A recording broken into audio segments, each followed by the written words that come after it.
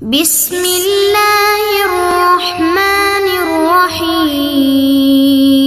السلام علیکم ورحمۃ اللہ وبرکاتہ۔ معزز طلباء کرام، آپ سب کیسے ہیں؟ آج ہم کتاب ہدایہ جلد رابع میں کتاب الشفا کے سبق نمبر 54 کو پڑھیں گے۔ ہمارے سبق کی ابتدا قال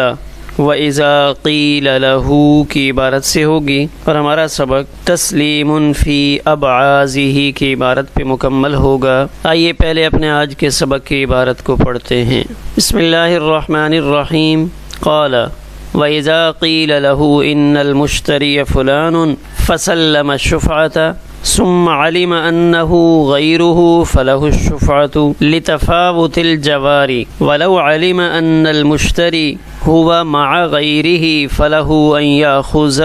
نصيب غيره لأن التسليم لم يوجد في حقه ولو بلغه شراء النصف فسلم ثم ظهر شراء الجميع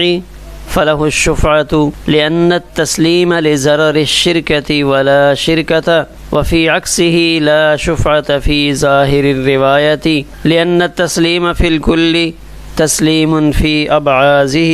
واللہ اعلم۔ آئیے اپنے سبق کی عبارت کا ترجمہ کرتے ہیں۔ قال ماتن رحمہ اللہ فرماتے ہیں وَإِذَا قِيلَ لَهُ کہ جب شفیع سے یہ کہا گیا کہ مشتری فلاں ہے تو اس نے شفا کو چھوڑ دیا، پھر معلوم ہوا کہ مشتری تو کوئی دوسرا شخص ہے تو فلاح الشفاعۃ تو اب اس سے حق کے شفا ملے گا لتفاوت الجوار پڑوس کے فرق کی وجہ سے، ولو علم اگر اس کو دوبارہ یہ بات معلوم ہوئی کہ مشتری اس کے ساتھ کوئی اور بھی ہے، فلاح تو شفیع کو یہ حق حاصل ہے کہ وہ اس دوسرے کے حصے کو لے لے، لأن التسلیم لم یوجد فی حقہ اس لیے کہ شفیع کی طرف سے دستبرداری اس دوسرے کے حق میں نہیں پائی گئی، ولو بلغہ اگر شفیع کو آدھے گھر کے فروخت ہونے کی اطلاع پہنچی، فسلم تو اس نے شفا چھوڑ دیا، ثم ظاہر پھر معلوم ہوا، پھر اس کے سامنے ظاہر ہوا پورے گھر کی خریداری کا معاملہ، فلاح الشفاعۃ تو اس کو دوبارہ حق کے شفا ملے گا، اس لیے کہ اس کا پہلے شفا کو چھوڑنا، لأن التسلیم اس لیے کہ اس کی دستبرداری وہ شراکت کے ضرر کی وجہ سے تھی، ولا شرکت اور اب تو یہاں شرکت نہیں پائی جا رہی، وفی عکسہ اور اس صورت کے عکس میں ظاہر الروایہ کے مطابق شفا نہیں ملے گا، لأن التسلیم فی الکل کل میں دستبردار ہو جانا، بعض میں بھی دستبردار ہو جانا ہے، واللہ اعلم اور ہر چیز کی حقیقت کو اللہ ہی خوب جاننے والے ہیں۔ آئیے اب اپنے سبق کی عبارت کی تشریح کو سمجھتے ہیں۔ قال امام قدوری رحمہ اللہ نے فرمایا، اس سے گزشتہ سبق میں تو قیمت میں فرق کا بیان تھا کہ پہلے اس کو یہ معلوم ہوا کہ اس کی قیمت یہ ہے حالانکہ وہ قیمت نہیں تھی، تو قیمت کے اندر فرق کی صورتیں تھیں، اس وجہ سے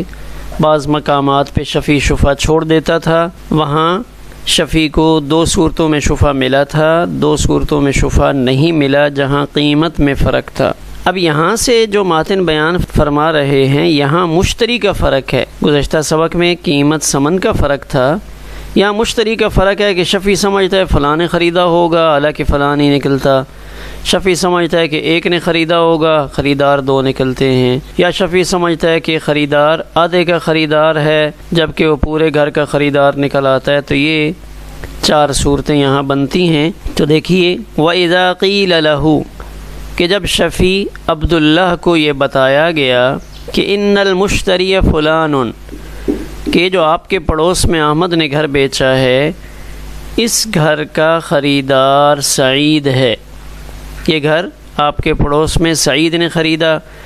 تو اب عبداللہ شفیع کا شفا تو بنتا تھا،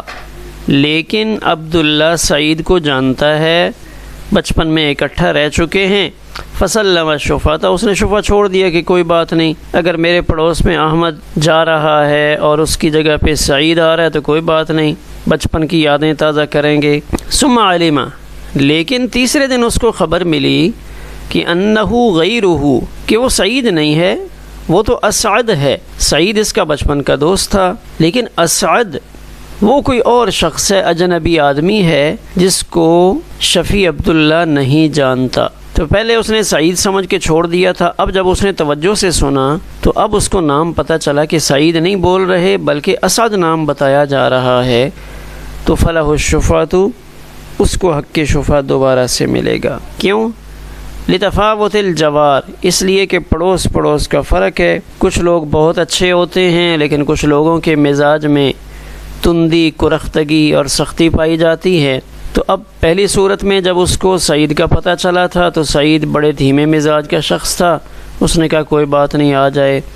لیکن اسعد کے مزاج سے چونکہ شفیع عبداللہ واقف نہیں ہے، اس لیے اب یہاں پہ شفیع عبداللہ کو یہ حق حاصل ہوگا کہ شفا کے ذریعے وہ یہ مکان خود لے لے۔ تو یہ پہلی وہ صورت ہے جس میں اس نے شفا چھوڑ دیا لیکن دوبارہ سے اس کو حق شفا ملا، مشتری کے فرق کی وجہ سے، کہ اس کو پہلے اطلاع ملی تھی کہ سعید خریدار ہے، حالانکہ سعید نہیں تھا بلکہ خریدار تو اسعد تھا۔ وَلَوْ عَلِمَ ثَانِيًا، دوسری صورت یہ ہے کہ پہلے اس کو پتہ چلا کہ یہ مکان صرف سعید نے خریدا ہے، ان المشتری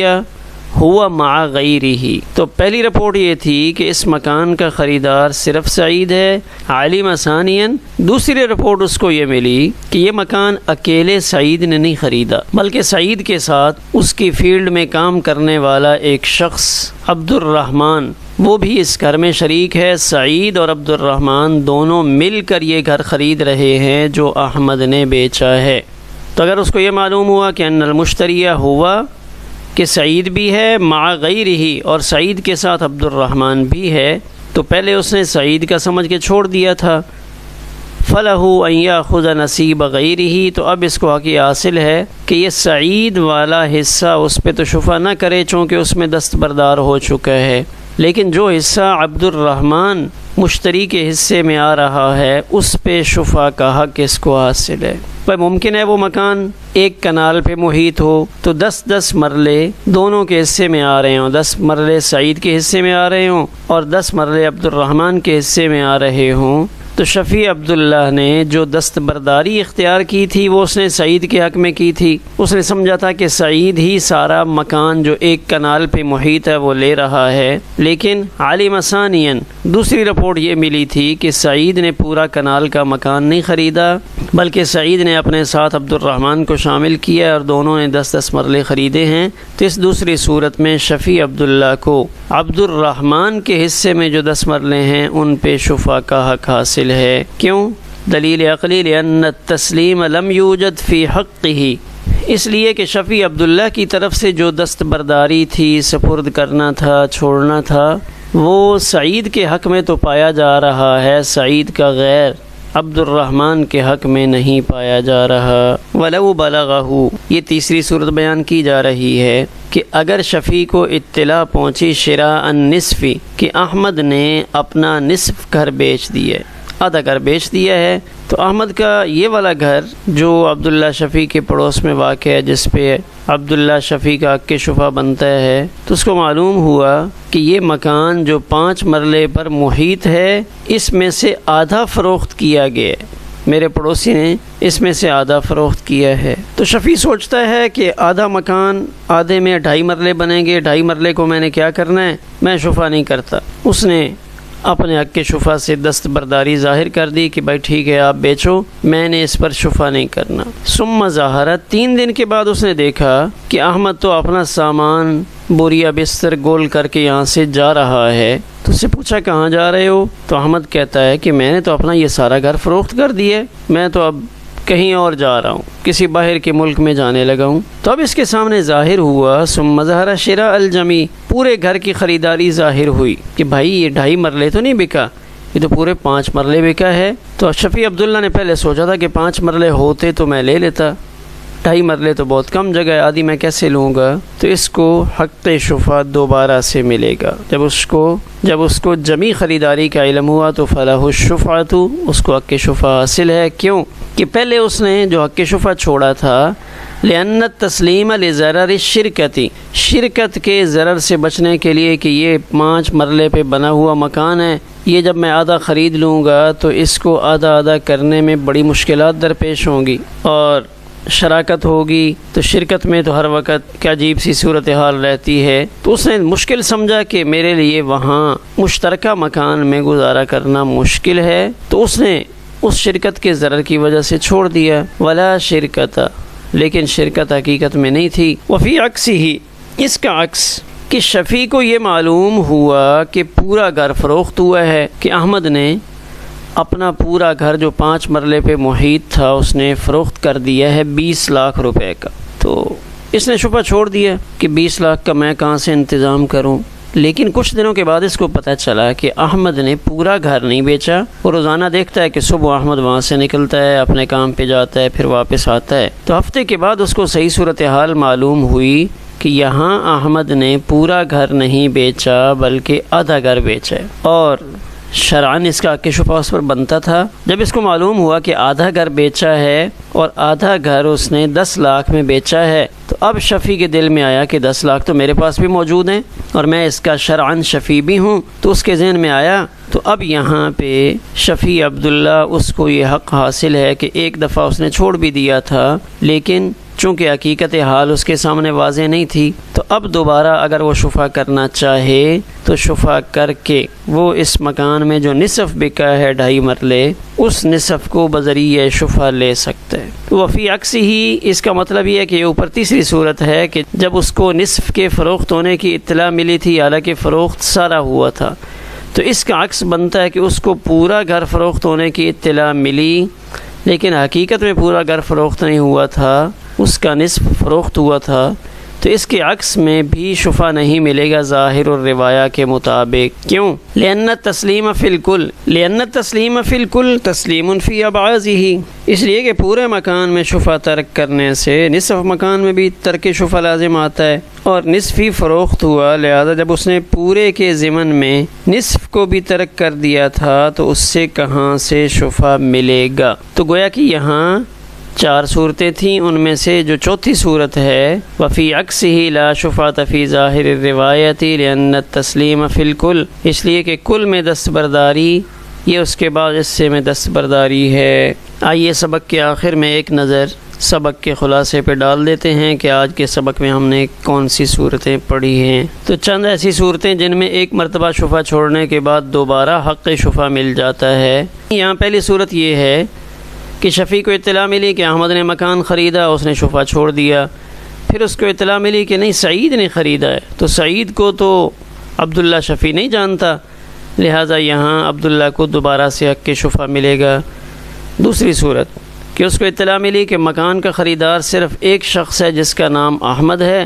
تو اس نے کہا کوئی بات نہیں، احمد تو اچھا آدمی ہے، بچوں کے تعلقات اس کے ساتھ ہیں، لہذا ہمیں کوئی دشواری پیش نہیں آئے گی، تو اس نے شفا چھوڑا۔ پھر اس کو اطلاع ملی کہ نہیں احمد اکیلا خریدار نہیں ہے بلکہ احمد کے ساتھ ایک اور آدمی ہے جس کا نام عثمان ہے، تو اس صورت میں کہ یہاں شفیع کی طرف سے جو دستبرداری پائی گئی ہے، شفا کو چھوڑنا پایا گیا ہے، وہ صرف احمد کے حق میں ہے، عثمان کے حق میں نہیں ہے، لہذا عثمان والے حصے پہ یہ شفا کر سکتا ہے، باقی حصے پہ شفا نہیں کر سکتا۔ تیسری صورت اس کو اطلاع ملی کہ نصف مکان پڑوسی نے بیچا، تو اس نے شفا چھوڑ دیا کہ نصف کو میں نے کیا کرنا ہے، 2.5 مرلے سے میرا تو کام نہیں چلے گا۔ پھر اس کو اطلاع ملی کہ نہیں یہاں میرے پڑوسی نے 2.5 مرلے نہیں بیچے بلکہ پورا مکان جو 5 مرلے پہ محیط ہے اس کو بیچ دیا ہے، تو اس صورت میں اس کو حق شفا ملے گا۔ چوتھی صورت اس کو اطلاع ملی کہ پورا گھر فروخت ہوا ہے، تو اس نے شفا چھوڑ دیا۔ پھر اطلاع ملی کہ نہیں پورا گھر فروخت نہیں ہوا بلکہ نصف گھر فروخت ہوا ہے، تو اس صورت میں ظاہر الروایہ کے مطابق اس کو حقان میں شفیع کو حق شفا نہیں ملے گا، کیونکہ جب اس نے پورے مکان میں شفا سے دستبرداری ظاہر کر لی ہے تو نصف میں تو بدرجہ اولا دستبرداری ظاہر ہو جائے گی۔ ہمارا آج کا سبق اسی پر مکمل ہوا۔